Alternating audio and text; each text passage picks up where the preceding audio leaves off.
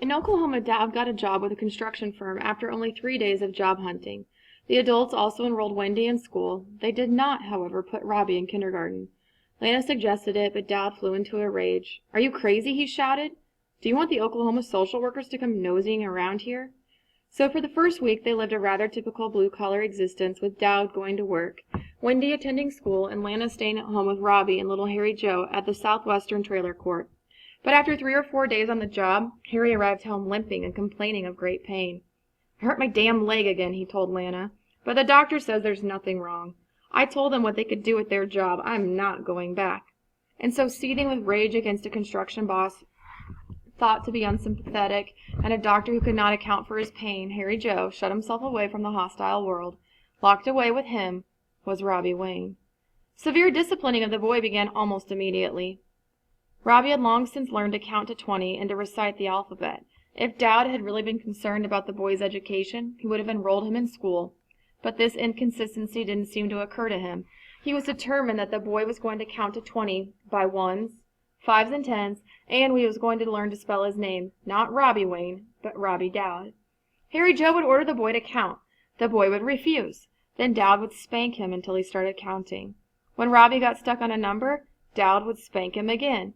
The spankings began with a little switch, which soon was discarded in favor of a board that measured 2 feet by 4 inches and was half an inch thick. Lana, who was at home all day during this period, regarded Dad's treatment of Robbie inconsistently. Sometimes she tried to get Dad to let up on the boy.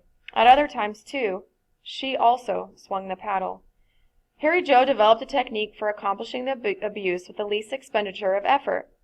He made the boy stand in front of him, bend over, and hold his ankles. Then the 245-pound man, wielding the paddle in both hands, swung it with such force that he often knocked the child down. These beatings occurred 3 or 4 times a day at first, and then escalated to 5 or 6 times a day. Dowd also began shutting the boy in the closet in the children's bedroom. This closet was only 5 feet high by 2 feet wide, with no light, no windows, and no ventilation. Harry Joe monitored the closet closely. When he caught the boy trying to stretch out, he forced him to either stand up or to sit on the closet floor. During this period, Robbie was brought out of the closet to eat with the family. Although food for everybody was in short supply and consisted mostly of oatmeal, beans, and macaroni, because of this scarcity, it was only 2 or 3 days before Robbie's release from the closet was postponed until after the family had eaten. He was allowed to eat the leftovers. If there were none, he was given a glass of water with 2 teaspoons of sugar in it. One night, when the beatings, the closet confinement, and the hunger failed to produce an obedient child, Harry Joe tried another approach. He filled the bathtub with water almost up to the top, and dragged the child from the closet. "Count up to 100 by 5s, he ordered. The boy tried, but stumbled at 15. "You dumbbell, you will never learn," he shouted. Then he picked up the child, carried him to the bathroom, and held his head under the water in the tub. "Now I want you to try counting again," he demanded. Again the boy faltered and was dunked in the tub, held under until he was fighting for breath. Dowd then dragged him back to the closet. Guys, I'm not sure if you're aware of this, but that is also known as waterboarding, a anti-terroristic or not anti-terroristic, but a torture approach that a lot of times people will do to get people to talk.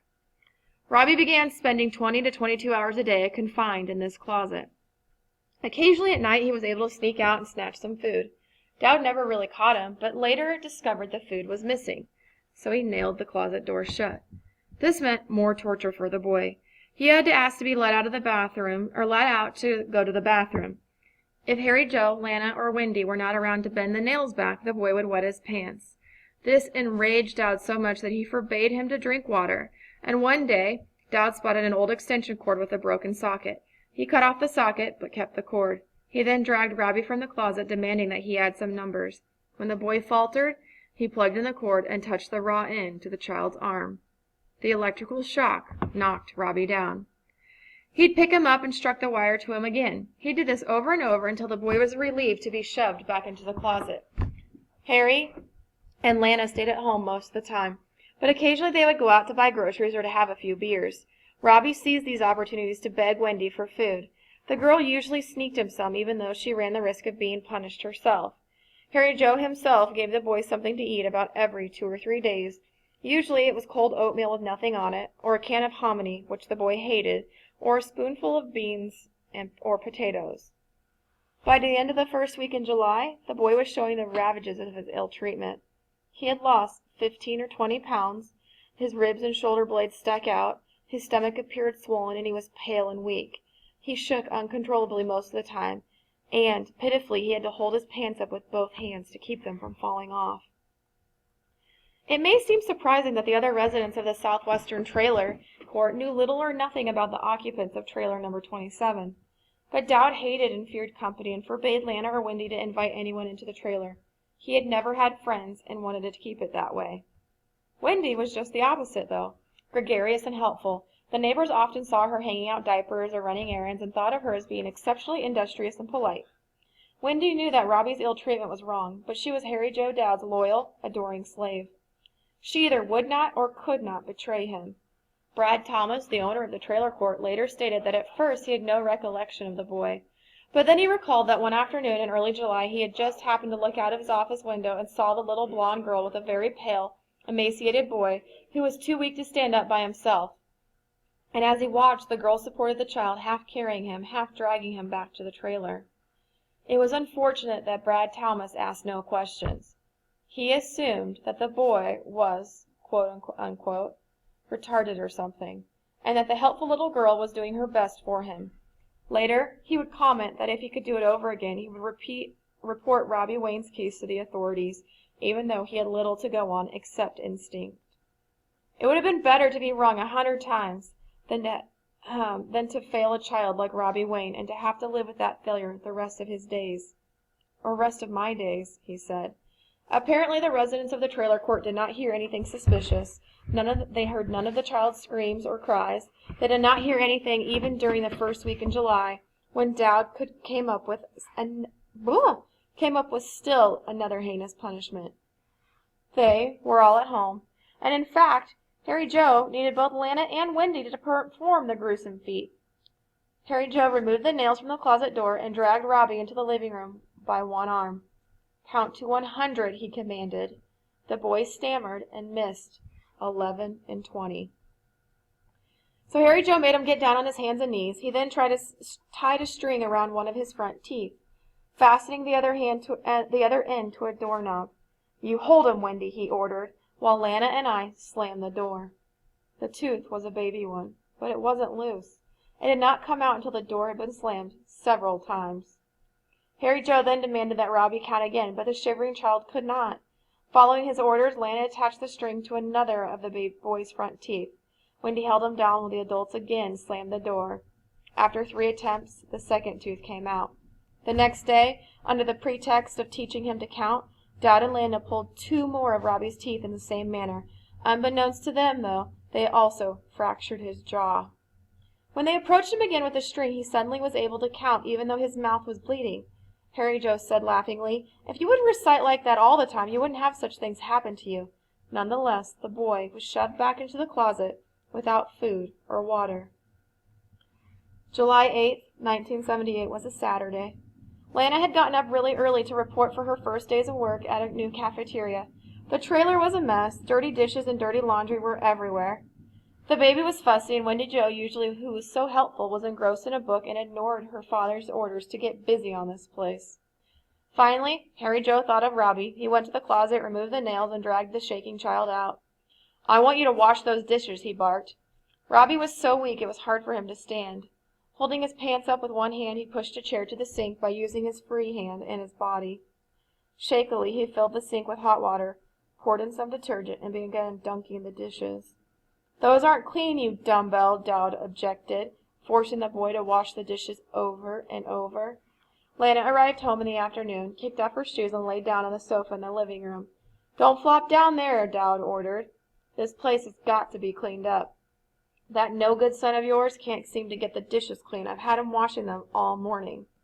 "Well, where's that precious daughter of yours? What is she doing?"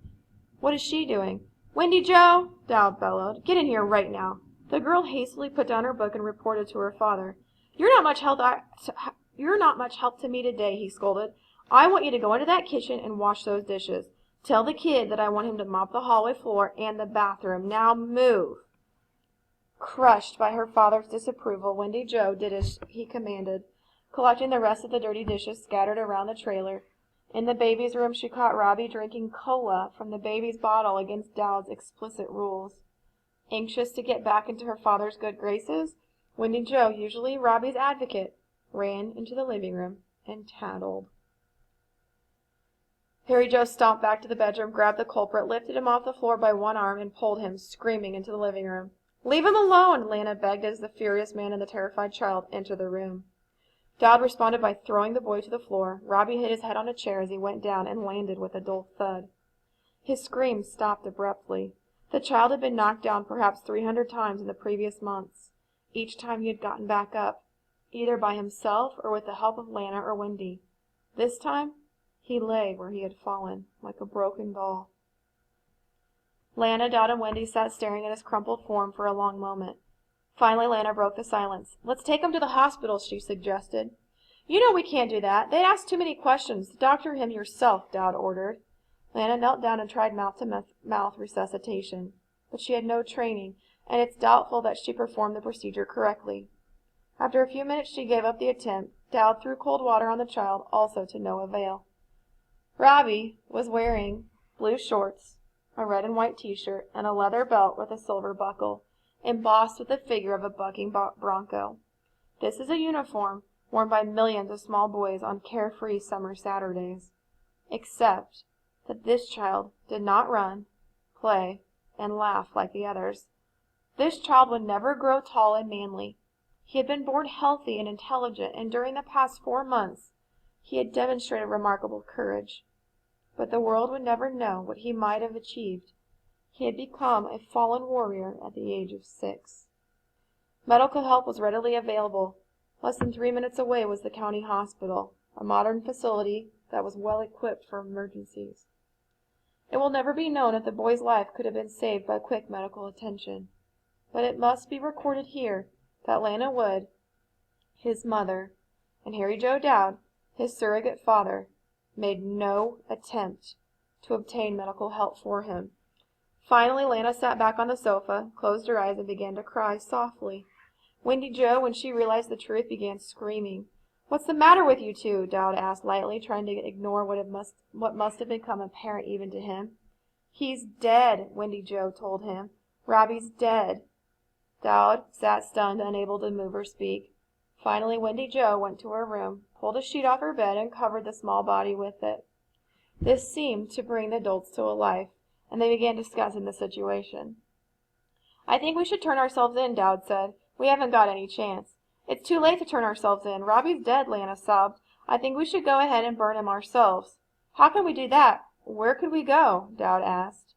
"I know a place in Texas where nobody ever goes," Lana said. "We rented a run-down farmhouse there when I was a kid. The house burned down and has never been fixed up." The discussion of the next move continued for the rest of the afternoon. The child who in life had been the bane of their existence was now dead, and an even bigger problem.